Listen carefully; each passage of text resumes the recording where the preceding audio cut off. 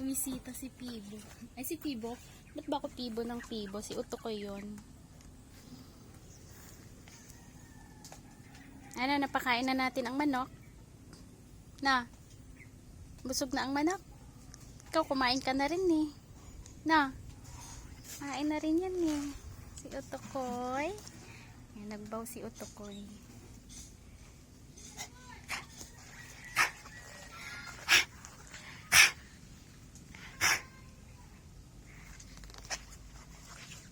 Halika dito, tignan natin yung okra.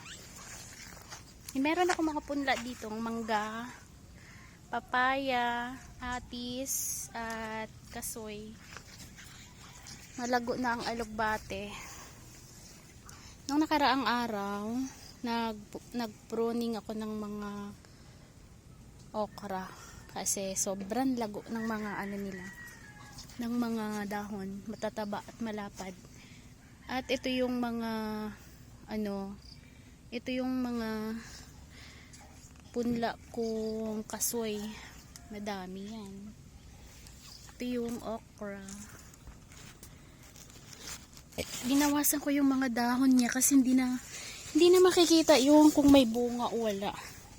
And nung nakaraang araw, pagka alis ko ng mga dahon, meron na palang mga bunga. Hindi ko nakikita. Malalaki na, buti hindi pa gumulang. Ayan, sabay-sabayan sila.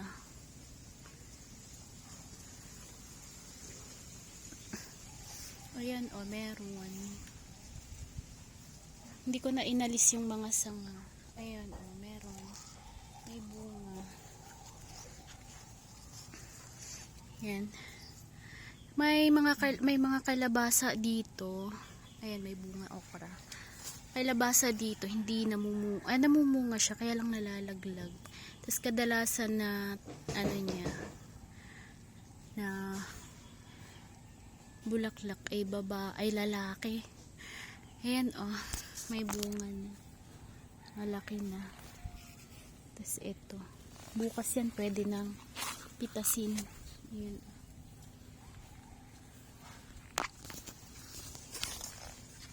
Unang bunga tong mga to. Ayun.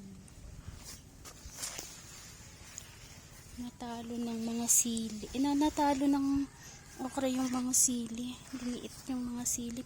Pandak. Bansot.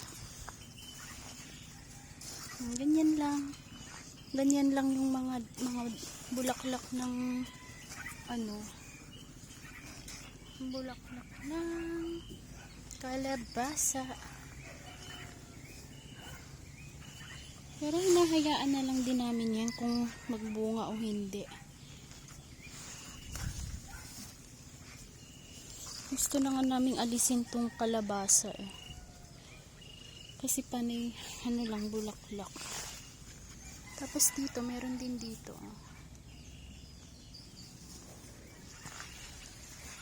Bukas ko na harvest yan.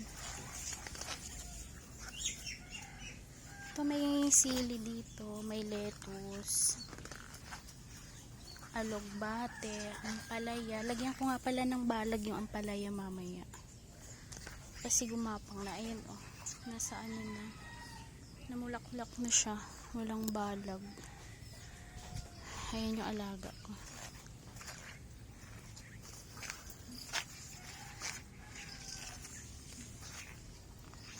Bihiraan lang lumalabas to.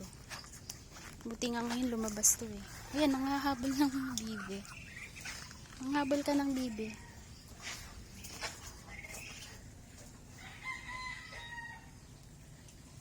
Tapos meron ako ditong mga talong. Yung mga talong ko, ito na yun. Meron ng bunga. Ayan, maliit pa lang. Unang bunga, kakaano lang to, kakaumpisa lang na magbunga at mamumulaklak. Marami na rin mga maliliit, sana magtuloy-tuloy.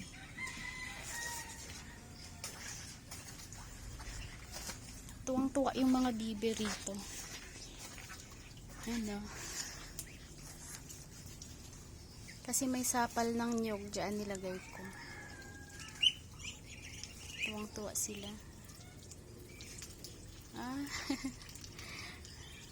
Parang ang dami nilang kinakain. At meron akong tanim na gabi. Yan. Paikot yan. Hanggang doon. Yan. Pararamihin ko yung gabi. At dito naman yung mga talong na ano. Na yung hindi ko na ilagay dito sa kabila. Diyan ko na lang nilagay. Tapos meron ako ditong punlang lettuce. Yan. Umaraw na ngayon. Ito yung talong. At ito naman yung ano daw to sitaw na yung hindi gumagapang. Tapos sili. Hindi ko alam kung siling labuyo o siling panigang yan. Ito yung aking mga punlang pechay. Ayan, malalaki na. Malalaki na sila. Yung dito naman 3 days to ngayon. Yan maliliit pa kasi dapat ano yan dyan, lettuce. Kaso yung lettuce na pinunla ko dyan hindi sumibol. Siguro expired na yung ano buto. Ganun yung lettuce pag expired na hindi natubo. Ito yung upland Chinese kangkong. Ayan. Ginawan ko ng bed. Kasi ito naman yung kamatis namin dito. Dito ko rin ilalagay ang patola. Ito yung mga kamatis. Mag-uumpisa ng mamumulaklak. Yan. May isa dyan nasira. Parang mamamatay na. Siguro may ano yan sa ugat. Pabundok yung ano kamatis. Ayun, namamatay ang mga kamatis. Parang hindi maganda kamatis dito. Pero mataba naman yung iba. Kaya lang, anong problema dito? Ayun, parang atsyal yata yan na sili. Ayan, sili. Tapos may tumubong alugbate. At meron ditong guyabano. Baka may ano na dito. Hinog. Kaya lang, yung mga guyabano na to, ayan, nalaglag. May mga uod, aphids. Saan na? Nawala. Ayun. Ayun, Ayun, malaki. Pwede na siguro yan. Maliit pa.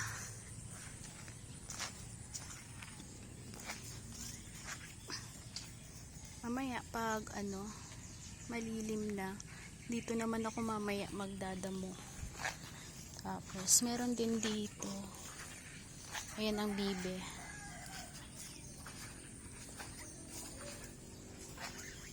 Yung mga manok. Malawak yung kulungan ng manok. Magdadagdag pa kami dyan kasi 3 lang yan. Kumain na sila.